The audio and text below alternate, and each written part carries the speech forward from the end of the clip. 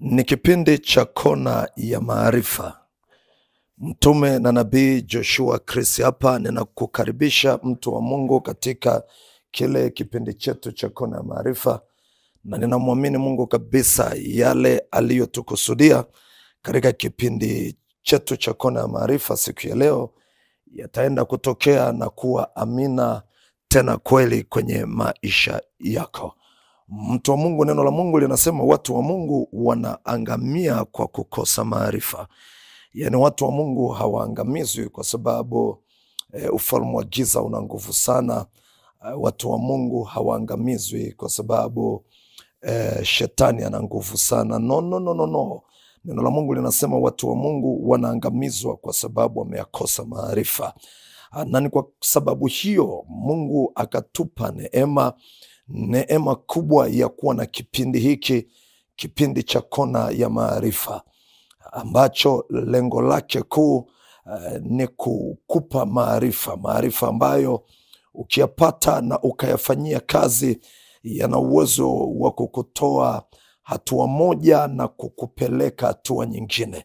Yanaweza yakakutoa kutoka ushindi ulionao sasa na kukupeleka kwenye ushindi mwingine ulio mkubwa zaidi. Mtu wa Mungu, leo katika kipindi cha Kona ya Maarifa nitakuwa ninakufundisha mambo matano ya muhimu ili uvutie na ufuatwe na baraka. Mambo matano ya muhimu wewe kuyafahamu ili uvutie baraka, na sio tu uzivutie baraka na mema, lakini uanze kufuatwa na hizo baraka na hayo mema. Mtoto wa Mungu, ninapenda uelewe zipo namna nyingi za mtu kubarikiwa, lakini neno la Mungu linasema kutoka Kumbukumbu la Torati sura yake ni ya 28 alafu mstari ni ule wa 8. Mungu ataamuru baraka ije. Mungu ataamuru baraka ije kwako. Maana yake nini? Ikiwa Mungu anaamuru baraka zielekee kwenye maisha ya mtu, kitakachoamua ikiwa mtu huyu atafuatwa na ile baraka, atafikiwa na ile baraka ama la, ni uwezo wa yeye kuvutia ile baraka. Sasa ninakufundisha mambo matano ya muhimu wewe kuyafahamu, ya muhimu wewe kuyafanya ili uweze kuvutia na kufuatwa na baraka. Najua ninapoongea sahii ninaongea na mtu ambaye zipo baraka unamuomba Mungu zije kwenye maisha yako.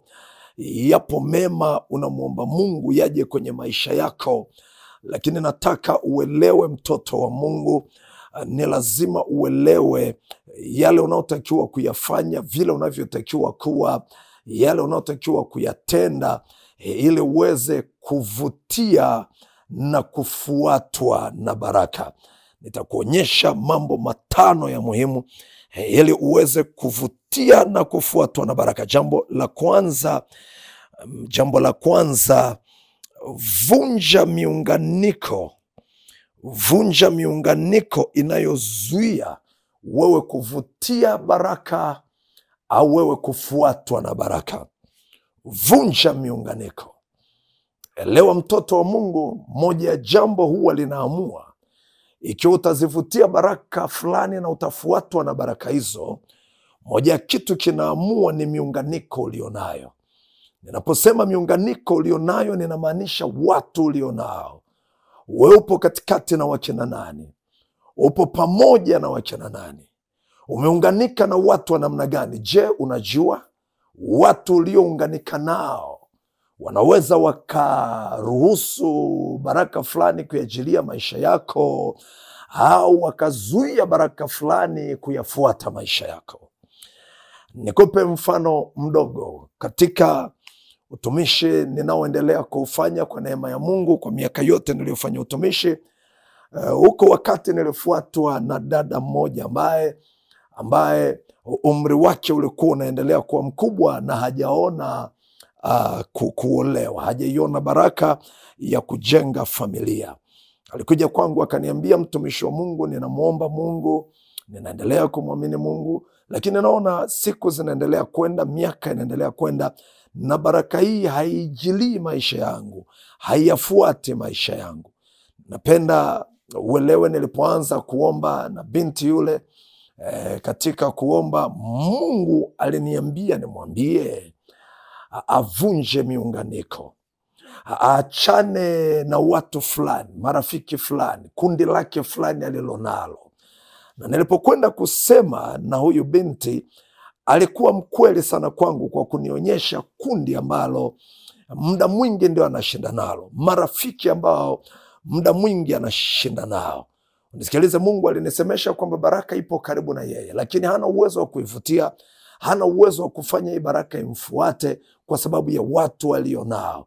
Niliposema na huyu binti alinionyesha kundi alilonalo, wao, maeneo wanaoshinda na wenzake, tabia walizonazo wenzake, maisha machafu kabisa wanaoishi wenzake hawa. Hasa mbingu zinazungumza, zinasema yupo mtu ambaye kwa kweli angehitaji kutengeneza naye familia, lakini kila anapomuona na hawa wenzake, anapomuona na marafiki hawa, huyu kijana anatafsiri kwamba huyu binti atakuwa ni mmoja wa wao, ana njia zile zile. Unisikilize, hii baraka ilichelewa kwenye maisha ya huyu binti. Kilichokuwa kinasababisha baraka isimfuate, isiingie kwake, ni watu alionao, miunganiko alionayo. Lakini nataka uelewe, baada ya maombi hayo, baada ya ushauri niliyompa, taratibu akajua busara alizozitumia, akabadilisha miunganiko. Sasa tunapozungumza mimi na wewe, napenda uelewe, alikwisha tengeneza familia yake. Ninataka uelewe, miunganiko watu ulionao wataamua ikiwa wewe utavutia baraka fulani na utafuatwa na baraka hiyo ama la. Watu wengi hawajajua sawasawa na ushuhuda niliokupa, haya mambo yanatenda kazi katika roho na katika mwili pia. Ziko baraka unamwomba Mungu, ziko baraka bado unazingoja, lakini mpaka sasa hazijaingia kwenye maisha yako. Cheki vizuri miunganiko ulionayo. Ninapenda uelewe kibibilia, na Biblia imethibitisha miunganiko alionayo mtu huwa inaamua ikiwa baraka ambazo mtu huyu amekusudiwa na Mungu zitafuata maisha yake ama la, atazipata baraka hizi ama la. Kitabu cha Mwanzo sura yake ni ya 12. Mwanzo 12 mstari wa 1 na wa 3. Mwanzo 12 mstari wa 1 mpaka wa 3, neno la Mungu linasema, Mungu akamsemesha Ibrahimu, akamwambia Abrahamu, toka wewe kwenye nchi yako, ondoka katikati ya watu wako na jamaa zako, nenda mpaka mahali nitakapokuonyesha, alafu baraka hizi zitafuata maisha yako. Mungu anasema nitakubariki na utakuwa baraka. Utaona baraka zinazotajwa, lakini nataka utafakari kwa makini neno hili la Mungu. Mungu anamwambia Abraham, toka wewe. Ninapenda uelewe ili neno toka, manake disconnect yourself, manake vunja miunganiko ulionayo. Vunja miunganiko ulionayo ili baraka ziyafuate maisha yako. Ndio maana nakuambia, mtoto wa Bwana, miunganiko ulionayo, unataka kuwa mtu wa kuvutia baraka, unataka kuwa mtu wa kufuatwa na baraka fulani, jambo la kwanza utakalo kuwa mwangalifu sana kwenye maisha yako, utakuwa pia unacheki sana miunganiko ulionayo. Upo na wakina nani? Upo na watu wa namna gani? Umeunganika na watu wa namna gani? Je, hii baraka unaomwomba Mungu, hawa watu uliounganika nao wanaweza kweli wakawa chanzo cha wewe kufuatwa na hizi baraka ama la? Nimekuonyesha kwa habari ya Ibrahimu, toka katikati ya jamaa zako, katikati ya nyumba ya baba yako, ondoka kwenye nchi yako. Nimekuambia kwa neno moja, Mungu anamtaka Ibrahimu aangalie miunganiko, avunje miunganiko alionayo, na baada ya kuvunja ile miunganiko, Mungu anasema ndipo baraka hizo zitafuata maisha yake. Elewa mtoto wa Bwana, katika kipindi hiki cha Kona ya Maarifa, pale unaponisikiliza, miunganiko ulionayo itaamua ikiwa utavutia na kufuatwa na baraka fulani unazozihitaji. Lakini pia unaposoma kitabu cha Mwanzo 13, Mwanzo 13 mstari wa 14 na wa 15, Mwanzo 13 mstari wa 14 na wa 15, maandiko yanakuonyesha Ibrahimu akatoka. Lakini Ibrahimu alipotoka, maandiko yanasema Lutu akaenda pamoja naye. Haijalishi ametoka, na Mungu alimwahidi Ibrahimu atamwonyesha baraka ya nchi. Mungu alimwambia nenda kwenye nchi nitakao kuonyesha. Hivyo baraka ya kwanza kwa Ibrahimu ilikuwa ni nchi, mahali fulani ambako Mungu amembariki Ibrahimu kwapo. Ibrahimu alipotoka, maandiko anasema Lutu alienda pamoja na Ibrahimu. Na kwa sababu Lutu ameenda pamoja na Ibrahimu, ninataka uelewe Lutu ni sehemu ya miunganiko inayozuia Ibrahimu kuvutia baraka na kufuatwa na baraka alizokusudiwa na Bwana. Maana neno la Mungu linakuonyesha alipotoka pamoja na Lutu, aliendelea kwenda na kwenda, lakini hakuona nchi aliyokusudiwa na Bwana. Hakuiona hiyo baraka ya nchi ambayo Mungu amemkusudia. Ndipo unaposoma kitabu cha Mwanzo 13 mstari wake ndio huo hapo wa 14 na wa 15, neno la Mungu linasema mara tu Ibrahimu alipokwisha kutengana na Lutu. Maana yake nini? Ibrahimu anavunja muunganiko unaozuia yeye kuvutia baraka, anavunja muunganiko unaozuia yeye kufuatwa na baraka. Biblia inasema mara tu alipokwisha kutengana na Lutu, oh haleluya, Mungu akamwambia inua sasa macho yako, maana nchi hii yote unaoiona nimekupa wewe na uzao wako hata milele. Nataka uwe makini sana mtu wa Mungu na lile neno mara alipokwisha kutengana na Lutu. Maana yake mara Ibrahimu aliposhughulika na muunganiko unaozuia yeye kuvutia baraka na kufuatwa na baraka, alipovunja tu ule muunganiko, neno la Mungu linakuonyesha akaiona baraka ya kwanza ambayo ni nchi aliyoahidiwa na Bwana. Mtu wa Mungu, ninataka uelewe, ili kuvutia baraka, ili kufuatwa na baraka, yapo mambo matano ya muhimu kufanywa na wewe.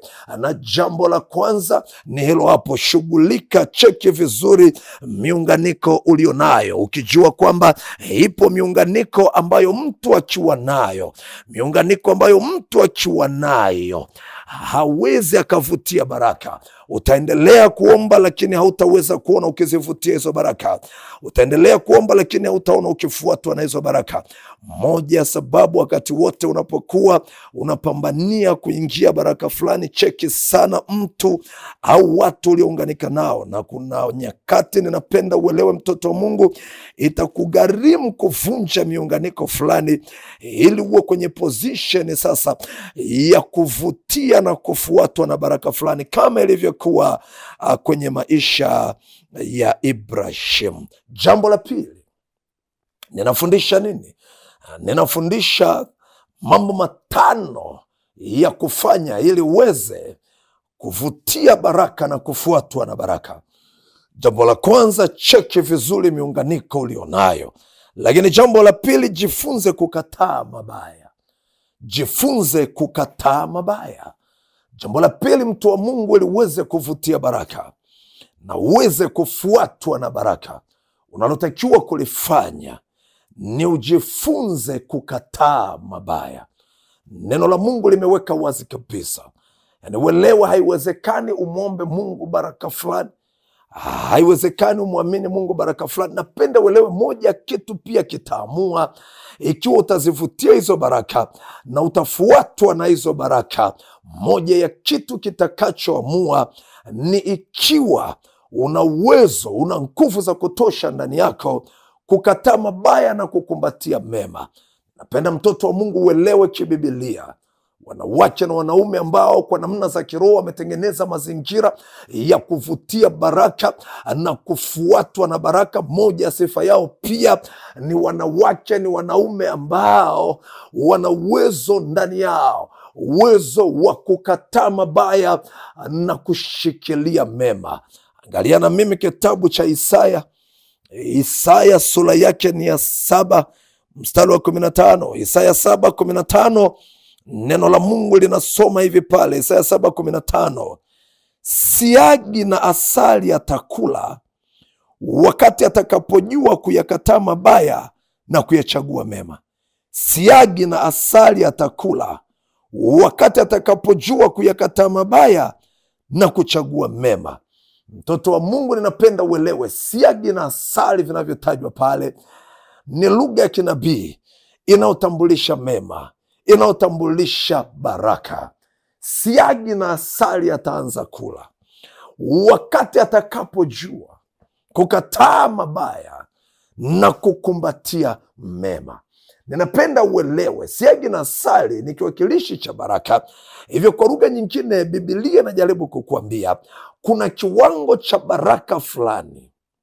Zipo baraka fulani kwenye maisha yako, ili uweze kuzivutia na usababishe hizi baraka ziyafuate maisha yako, zionekane kwenye maisha yako, ni mpaka wewe mwenyewe utakapofika saa umejenga uwezo wa kukataa mabaya na kukumbatia mema. Siagi na asali atakula pale atakapojua, atakapoweza kukataa mabaya fulani na kutembea na mema. Mtoto wa Bwana, elewa hilo ni jambo la pili. Unataka kuvutia baraka, unataka uishi maisha ambayo wewe ndio unazivutia baraka, baraka zinayafuata maisha yako.